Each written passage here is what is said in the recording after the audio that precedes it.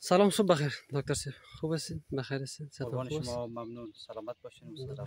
ممنون. زنده باشین دکتر صاحب عزیز. این کدام قسمت از ایران است؟ میشه معرفی بکنی کجا است اینجا؟ برای چی آمدین؟ اینجا استان چالوس هست، شمال ایران گفته میشه. یکی از بلندترین و سرسبزترین نقاط شمال است. جای بسیار زیبا، جای بسیار مقبول، طبیعت بسیار زیبا و سرسبز که در رخصتی یا در روزهای جشن نوروزی، روزهای در مجموع در روزهای تعطیلی تمام مردم ایران از این ناحیه، از این جای سرسبز دیدن میکنن. خوبی ناحیه ای است که در اینجا همه چیز پیدا میشه توسط ماشین تلکابین، دستگاه بالابر. تمام مسافرها با بالا آورده میشه.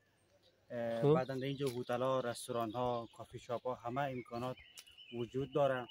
خوبی دیگه یک قسمت داره، از طرف شمال اینجا نگاه کنیم تمام دریای آب خزر میتونیم مشاهده بکنیم، ببینیم. بله. و چیز جالبی که اینجا توجه مرا جلب کرد، تمام سیاحان خارجی به خصوص افغانا در اینجا دیدیم که ترکا، عربا اینجا میان از این کوی بزرگ دیدن میکنن و جای بسیار شگفت انگیز و جای بسیار دلرباست. واقعا لذت بردم، فیض بردیم. خیلی هم تشکر میکنم از شما که زمینه زیر مسائل ساختین. همراه فهیم جان اینجا آمدیم و لذت بردیم. تشکر. سلام دکتر صاحب، سوال دیگه برام خلق شد. ما توسط تلکابین اینجا بلند شدیم در تپه نمک ابرود. واقعا جای خیلی بلند که واقعا از اونجا اصلا بالا تا بچه‌شم دیدن نمیشه، نفر دیدن نمیشه. تا خیلی بلند بود، شاید ماشین یا چیزای بزرگ هم دیدن نمیشه.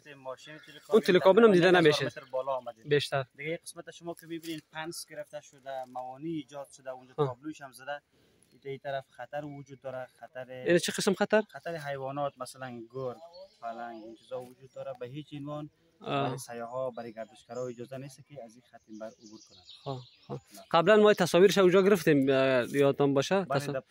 تصاویرش از نمونه‌اش گرفتیم که حیوانات خرس و شیر و پلنگ اینجا. قسمت‌های پایین که در نزدیکای ورودی نمک ابرود اونجا تابلو داشتن، عکس گرفتیم برای دقیق.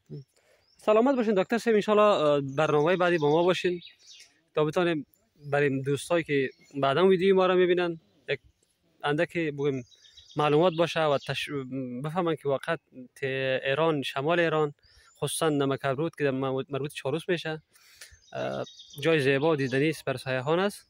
بیاین دیگه، تمام دوستان ما توصیه ما است که حتما این دفعه نمک ابرود بیاین. سلامت باشین. جان سپاس. تشکر.